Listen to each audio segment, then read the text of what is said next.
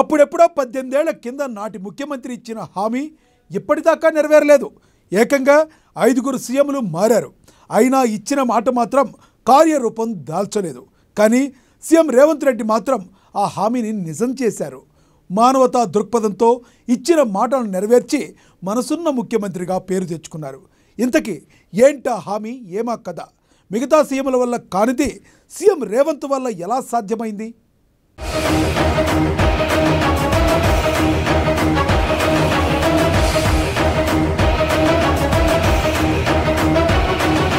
ఇప్పుడు మావోయిస్టుల ఉనికే ప్రశ్నార్థకరమయ్యే పరిస్థితి వచ్చింది. కానీ ఉమ్మడి రాష్ట్రంలో మాత్రం వాళ్ళ ప్రభావం స్పష్టంగా ఉండేది. వారు అప్పట్లో చాలా బలంగా ఉన్నారు.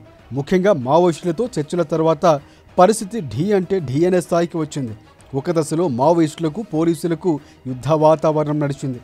ఏపీ ఒడిశా బోర్డర్లో స్థావరాలు ఏర్పాటు చేసుకుని కార్యకలాపాలను ముమ్మరం చేశారు. ఈ క్రమంలోనే ఉమ్మడి రాష్ట్రంలో జరిగిన ఈ ఘటన పెద్ద సంచలనమైంది.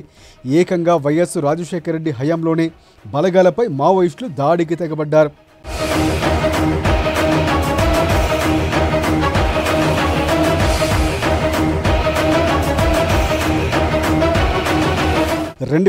జూన్ 29వ తేదీన ఒడిశాలోని మల్కన్గిరి జిల్లా పరిధిలో కూంబింగ్ జరిపి గ్రేహౌండ్స్ బలగాలు ఒక మోటారు బోటులో తిరిగి ఏపీకి వస్తున్నాయి. బలిమెల రిజర్వాయర్లోని ఇరుకైన మార్గంలో బోట్లో బలగాలు ప్రయాణిస్తూ ఉండగా మావోయిస్టులు పక్కా పథకం ప్రకారం టార్గెట్ చేశారు. చుట్టూ ఉన్న కొండలపై మాటు వేసిన మావోయిస్టులు బలగాలు ప్రయాణిస్తున్న బోటుపై భయంకరమైన దాడికి దిగారు. లైట్ మిషన్ గన్లు, ఆటోమేటిక్ వెపన్లు, గ్రెనేడ్లను ఉపయోగించారు. గ్రెనేడ్ల దాడితో బోటు మునిగిపోయింది. దీంతో పోలీసు బలగాలకు తప్పించుకునే ఆస్కారం లేకుండా పోయింది. ఈ దాడిలో మొత్తంగా 38 మంది మరణించారు. 32 మంది గ్రేహౌండ్స్ కమాండోలు, 5 పోలీసులు, పడవ నడిపే ఒక పౌరుడు ప్రాణాలు కోల్పోయారు. ఇది గ్రేహౌండ్స్ చరిత్రలో చాలా దురదృష్టకరమైన సంఘటన. ఒక సింగిల్ అటాక్తో అత్యధికంగా ప్రాణ నష్టం జరిగింది ఈ ఘటనలోనే.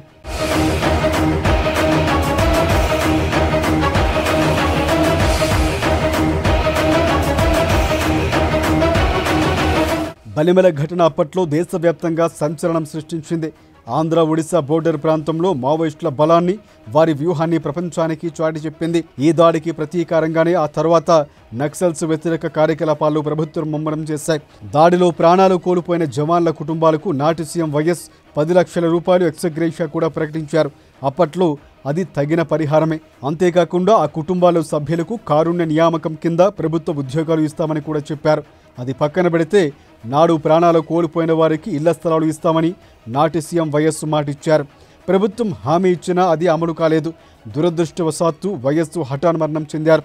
దాంతో ఆ ఇళ్ల హామీ అలాగే ఉండిపోయింది. ఆ తర్వాత రోసయ్య, కిరణ్ కుమార్ రెడ్డి ముఖ్యమంత్రులుగా పనిచేశారు. కానీ బలిమెల దాడిలో ప్రాణాలు కోల్పోయిన వారి కుటుంబాలకు న్యాయం జరగలేదు. ఇద్దరూ ఈ హామీని పట్టించుకోలేదు.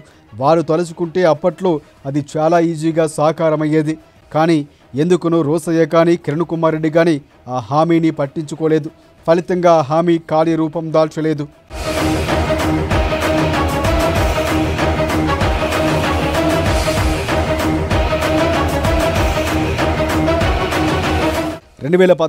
ఉమ్మడి రాష్ట్రం విడిపోయింది. తెలంగాణ సాకారమైంది.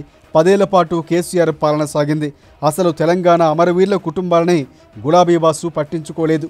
అలాంటిది బలిమెల బాధిత కుటుంబాలకు ఎలా న్యాయం చేస్తారు? దాంతో హామీ మాత్రం నెరవేరలేదు. కొండగట్టు బస్సు ప్రమాదంలో 50 మందికి పైగా ప్రాణాలు కోల్పోతేనే కనీసం వారిని పరామర్శించిన పాపాన పోలేదు నాటి సీఎం కేసీఆర్. ఓ పరామర్శ లేదు, పట్టించుకున్నదే లేదు. అలాంటిది ఉమ్మడి రాష్ట్రంలోని ప్రభుత్వ హామీలను నెరవేర్చారని ఆశించడం అత్యాశ అవుతుంది.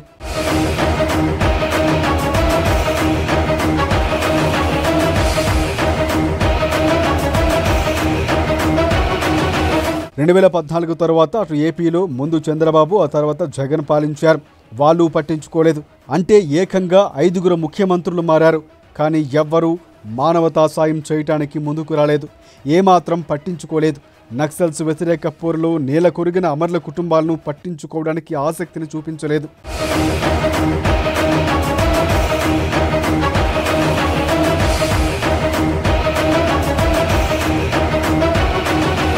'బలిమెల ఘటనకు 18 ఏళ్లు గడిచాయి. ఈ క్రమంలోనే సీఎం రేవంత్ రెడ్డి దృష్టికి బలిమెల బాధిత కుటుంబాల అంశం వచ్చింది. వెంటనే స్పందించిన ఆయన కీలక నిర్ణయం తీసుకున్నారు. బాధిత కుటుంబాల సమస్యలు పరిష్కరించాలని నిర్ణయించుకున్నారు. ఈ మేరకు ఇళ్ల స్థలాల విషయంలో మానవతా దృక్పథంతో స్పందించారు. బలిమల దాడిలో అమరులైన పోలీసు కుటుంబాల ఇళ్ల స్థలాల సమస్యలను పరిష్కరించారు. అక్టోబర్ 21న పోలీసు అమరవీరుల సంస్మరణ దినోత్సవం సందర్భంగా ఈ ప్రకటన చేశారు. బలిమల రిజర్వాయర్ దాడిలో అమరులైన 33 మంది పోలీసు సిబ్బంది కుటుంబాలకు ఒక్కొక్కరికి 200 గజాల చొప్పున ఇళ్ల స్థలాలు హైదరాబాద్లోని గాజుల రామారంలో కేటాయిస్తున్నామని ప్రకటించారు సీఎం.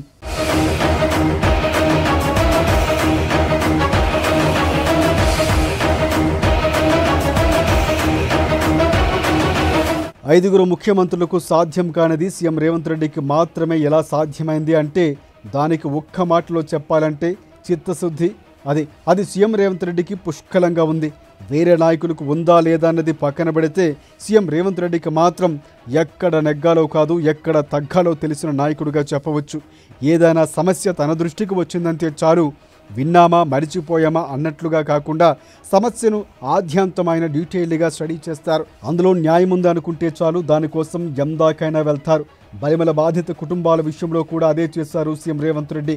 18 ఏళ్లుగా ఈ సమస్యను పరిష్కరించకుండా నాంచడం సరికాదంటూ సమస్యకు ముగింపు పలికారు. బాధిత కుటుంబాలకు ఇళ్ల స్థలాలు ఇవ్వాలని నిర్ణయించి తన చిత్తశుద్ధిని చాటుకున్నారు సీఎం. అసలైన మానవత్వం అంటే ఇది.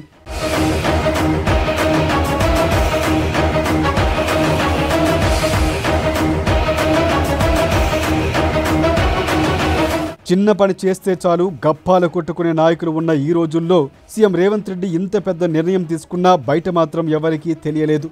అలాని ప్రభుత్వం కూడా ఈ విషయాన్ని కొండంతలు చేసి కూడా చెప్పలేదు. ఎందుకంటే సీఎం రేవంత్ రెడ్డికి అలాంటివేవి ఇష్టం ఉండవు. That is CM Revanth Reddy. ఇది కూడా నేటి నాయకులకు కావాల్సిందే. అందుకే రేవంత్ రెడ్డి ముఖ్యమంత్రి అయ్యారు. రాష్ట్రాన్ని దిగ్విజయంగా ముందుకు తీసుకువెళ్తున్నారు. ఇలాంటి నేత 10 కాలాల పాటు చల్లగా ఉంటే రాష్ట్రానికి కూడా మేలు జరుగుతుంది.